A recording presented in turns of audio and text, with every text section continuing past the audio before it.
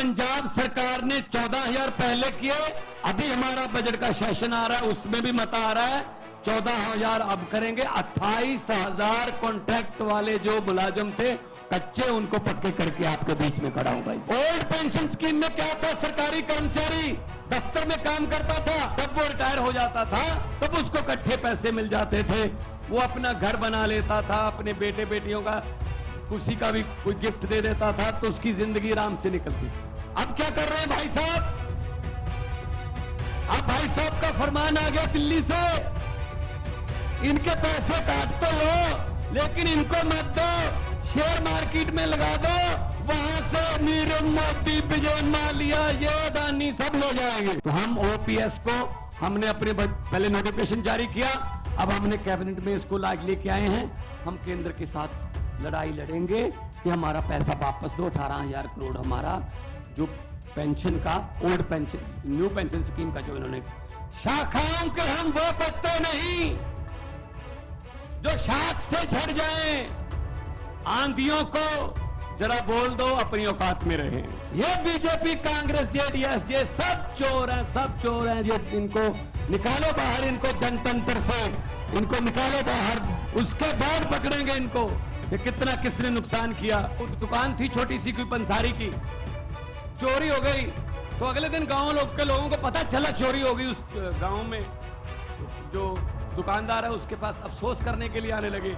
ऐसे ही उसने रेवड़ी वेवड़ी रखी हुई थी, वो जनवरी के दिन थे, तो जो भी आता था ऐसे रेवड़ी उठाई 10-15, 2-4 मुंह में डाल के बोले यार बहुत अफसोस हुआ, कितने मुझे पता चला चोरी हो गई। कहते हाँ जी चोरी हो गई। दोपहर के बाद सरपंच भी, गांव का जो प्रधान है, उसने भी कहा मैं भी जाके आता हूँ, उसने भी ऐसी रेवड़ी उठाई, 2-4 मुंह में डालकर बोले यार बहुत बुरा हुआ, चोरी हो गई, कितने का नुकसान हो गया होगा। वो दुकानदार बोला जी सरपंच साहब अभी तो नुकसान चल रहा है, जो भी आता है रेवड़ी खा के पूछ लेता है कितने का नुकसान हो गया। जब पूरा गांव अफसोस कर गया उसके बाद हिसाब लगाएंगे कितने की चोरी हो गई है। जब मैं कर्नाटका आया तो मैंने बात की कुछ लोगों से, तो 10 सेकंड में ही समझ आ गया कि समस्याएं वही हैं जो पंजाब की हैं। किसान की समस्या वही है जो पंजाब की है। हमारे यहां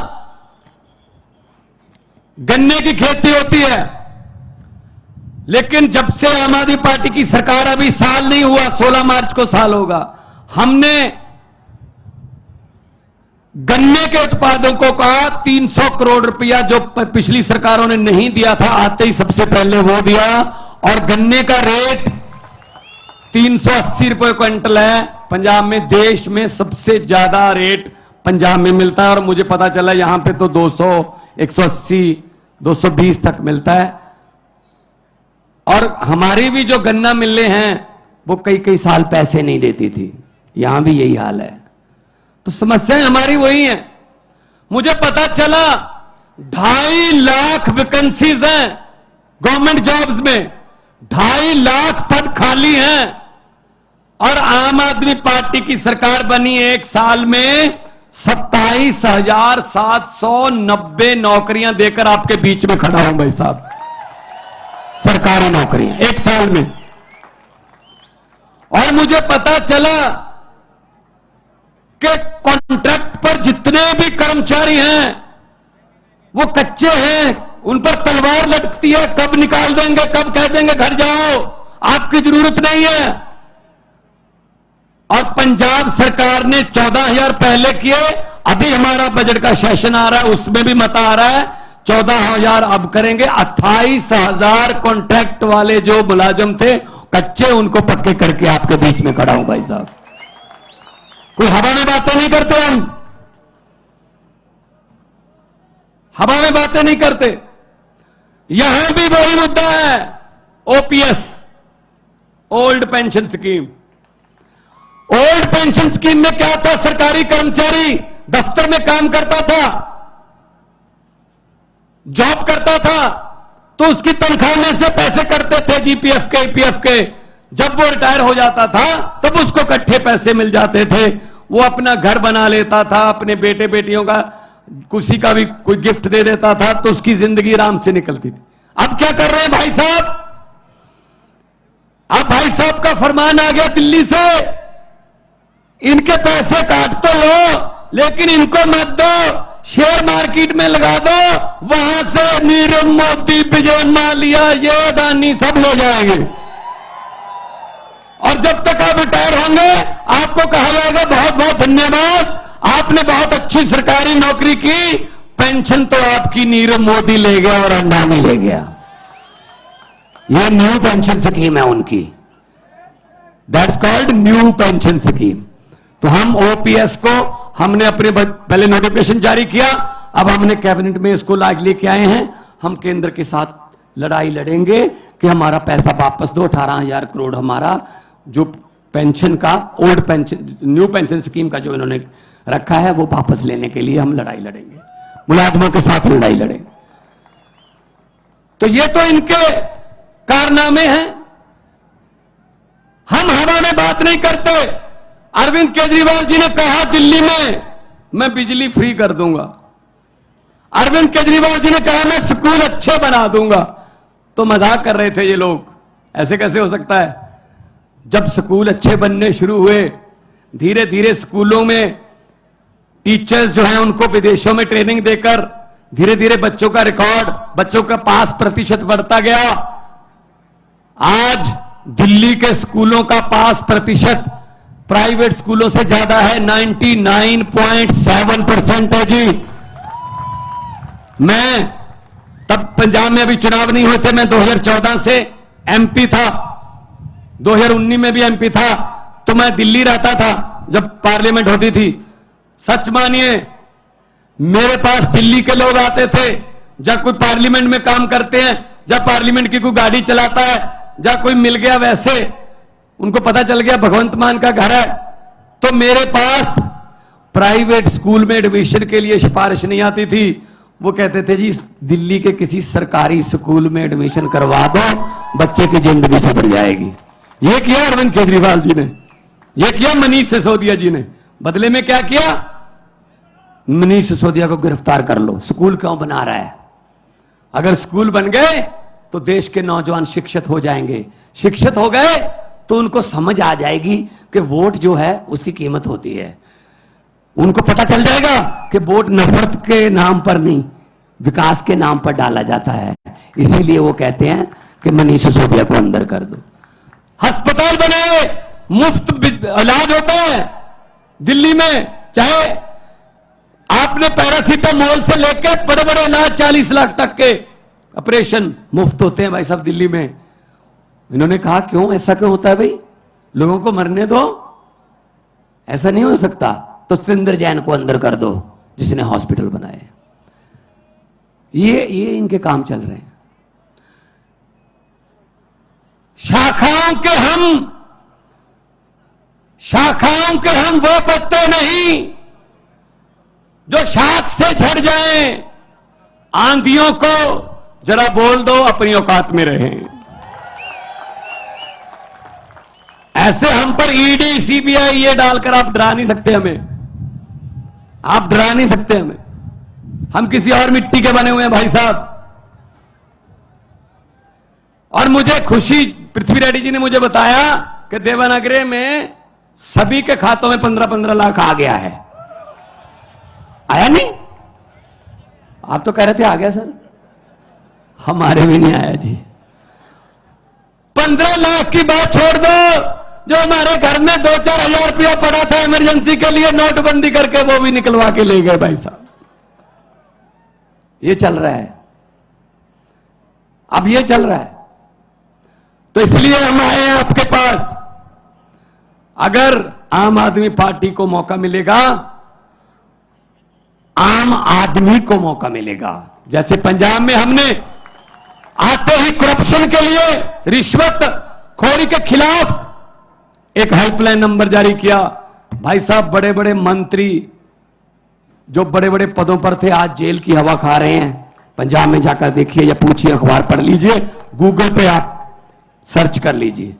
एक मंत्री ऐसा आया है हमारे पास जो कांग्रेस के समय मंत्री था, इंडस्ट्री मिनिस्टर था, उसके घर पे छापा मारा, बाकी चीजें तो चलो मिलेंगी, कोई रजिस्ट्रियां, कुछ कोई बैंक के लॉकर, ये वो। उसके घर से 2 नोट गिनने वाली मशीनें भी मिली हैं भाई साहब। ये नोट गिनने वाली मशीनें आम घर में रखता है कोई? ये सिर्फ लुटेरों के घर में हो सकती हैं बस, या बैंक में होती हैं, या रिश्वतखोरों के घर पे होती हैं नोट गिनने वाली मशीन। इसका मतलब उसका परिवार नोट गिन गिन के तंग आ गया। उसके परिवार ने कहा जी हमसे हर रोज नहीं गिने जाते, मशीन मंगवा लो। आज टीवी पर देख रहा था, इतने बड़े बड़े नोट के ढेर कर्नाटका में, विधायक के बेटे के घर से 8 करोड़ नहीं है ना? किसका पैसा है वो? किसका पैसा है? टैक्स देते हैं, तुम्हारा पैसा है, जनता का पैसा है वो। हम टैक्स देते हैं। कुछ लोग सोच रहे होंगे भगवंत मान ये क्या कह रहा है, हम कब टैक्स देते हैं? भाई साहब टैक्स देते हो, आपको पता नहीं चलता। सुबह उठते हैं, चाय बनानी है, सिलेंडर का और गैस का चूल्हा जलाना है, आपने लाइटर ऑन किया, टैक्स शुरू, गैस पे टैक्स है। चाय पत्ती डाली, टैक्स, चीनी डाली, टैक्स, दूध डाला, टैक्स, उसके बाद फोन किया, टैक्स, बेने डोसा खाया, टैक्स, मक्खन पे भी है।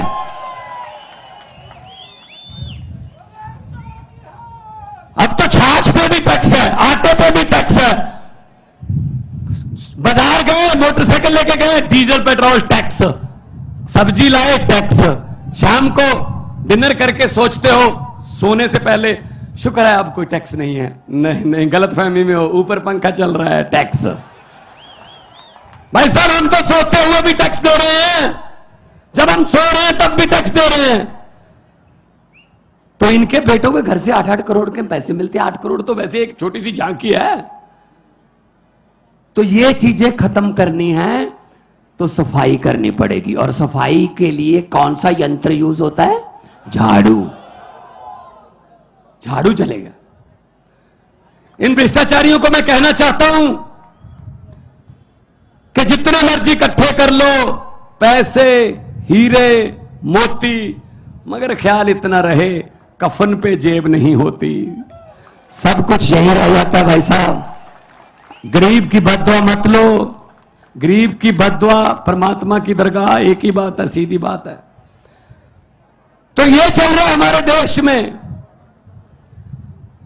और वो आते हैं, तरह तरह की बातें सुना के चले जाते हैं, तरह तरह की बातें। एक गांव था, वहां पे भैंसें चोरी होने लगी।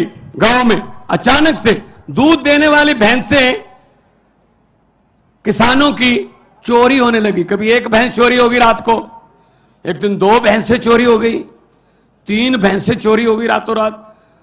तो गांव वाले, एक साधु संत था, गांव में रहता था बाहर, उसके पास गए, संत जी हमारी तो भैंसें चोरी होने लगी हैं, कोई उपाय बताइए, बताइए क्या करें, कौन चोरी कर रहा है।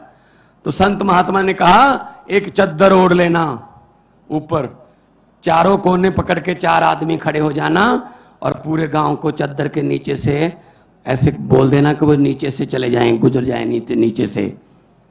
तो जिसने भैंस चोरी की होगी वो जैसे ही चद्दर के नीचे से गुजरेगा वो मर जाएगा। भाई साहब अनाउंसमेंट कर दी, चद्दर ओढ़कर 4 आदमी खड़े हो गए। सारा गांव चद्दर के नीचे से जा रहा है, जा रहा है, जा रहा है, पूरा गांव निकल गया चद्दर के नीचे से, कोई नहीं मरा। तो साधु संत से पूछा, सर मरा ही नहीं कोई? तो साधु ने कहा जो चोरी करते हैं उनको तो चद्दर पकड़ा रखी थी, मरेगा कैसे, वो तो निकले ही नहीं चद्दर के नीचे से। तो भाई साहब चोरों को तो चद्दर पकड़ा रखी है देश की, और चोर ढूंढ रहे हैं अपने आप में से हम। ये बीजेपी, कांग्रेस, जेडीएस, ये सब चोर हैं, सब चोर हैं। ये इनको निकालो बाहर, इनको जनतंत्र से इनको निकालो बाहर, उसके बाद पकड़ेंगे इनको कि कितना किसने नुकसान किया। अभी मुझे पत्रकार पूछ रहे थे कि करप्शन से, भ्रष्टाचार से देश का कितना नुकसान हो गया होगा। मैंने कहा जी ये वो वाली बात है, एक दुकान में चोरी हो गई, कोई दुकान थी छोटी सी कोई पंसारी की, चोरी हो गई। तो अगले दिन गांव के लोगों को पता चला चोरी हो गई। उस गांव में जो दुकानदार है उसके पास अफसोस करने के लिए आने लगे।